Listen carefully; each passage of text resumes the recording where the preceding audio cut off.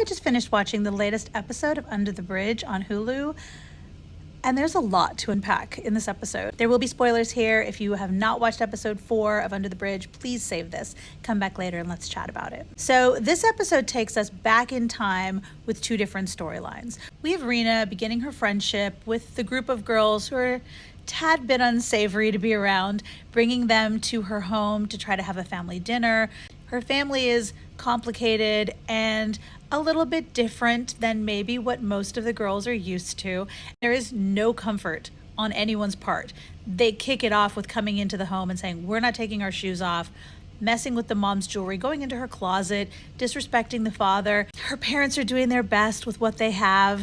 And, you know, as a parent, I can relate to so many things in this episode. And I also had so many complex feelings about some of the decisions that were made on everyone's part. It's really a lot to take in. Things that her father said at dinner maybe were a little hard to hear, maybe were a little tone deaf, but at the same time, the decision that Rena makes in the end to report her father for a crime that he did not commit, that is horrific. That is an absolute nightmare for anyone. The idea that she is so driven to make friends, that she is willing to destroy her family and send her father to prison is intense.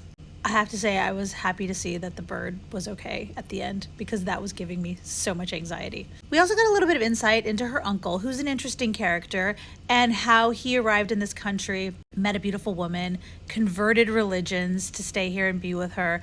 So now we have a little bit of background on him. I don't think his wife has been around previously, so it seems to me like that's going to end up being something, maybe why he is the way he is.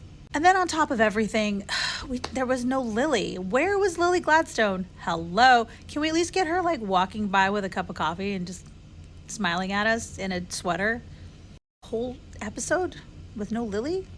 I mean, I'll survive, but like, it's not my favorite. The psychology of Rena's situation and the decisions she's making and how that works in the teenage brain, and there's a lot to get into there. It's heavy.